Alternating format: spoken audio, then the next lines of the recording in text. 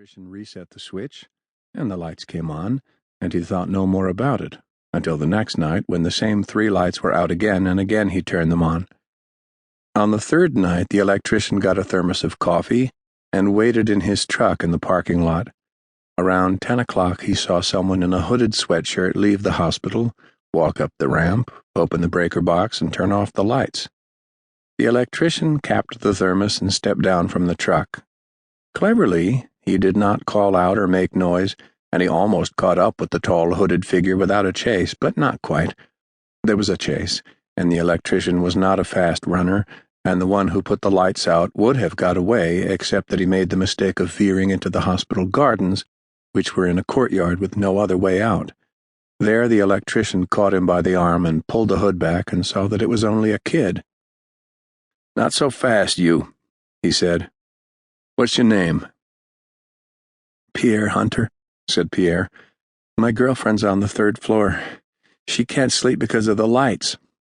"Let me tell you something," said the electrician. "Tampering with hospital electricity is not only illegal, it's dangerous. You could cut somebody's life support off. Did you ever think of that?" "As if they would run the power for something like that through the parking lot," said Pierre. "Oh, you're a wiring expert now." "And there's a diagram inside the cover." "Yes, quite," said the electrician. "I drew it, but tell me this, how are you opening the lock?" "The combination's on the back," said Pierre. They went to the breaker box, where the electrician saw that it was true. "Kinda defeats the purpose," he said. He reset the circuit, but as chance would have it, while two of the lights came on and stayed on, the third flared and burned out. "Is that the one?" said the electrician. "I think it is. I guess you'll sleep okay tonight."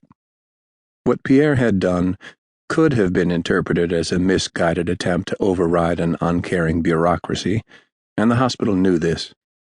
Rebecca Lee was not the only one who had complained about the lights and the sound they made, so instead of going to the police, the chief of security just told Pierre to stay out of the hospital, and the parking lot, too.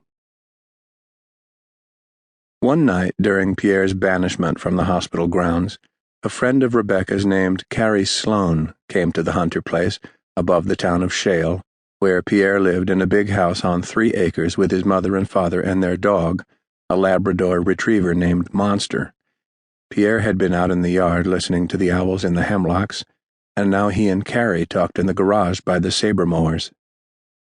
"Listen, Rebecca's breaking up with you," said Carrie. "She wanted you to be the first to know." "Oh, good," said Pierre. "Sorry." "But you knew before I did." "Well, you're among the first."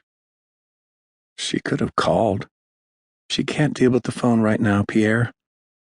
"Have somebody dial and hold the receiver." "Is the phone the real issue?" said Carrie Sloane.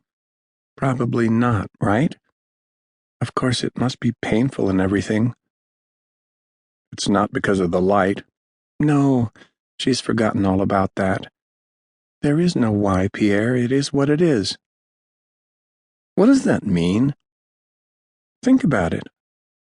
Of course it is what it is. If it wasn't, it wouldn't be." "Well, it's a very popular thing to say."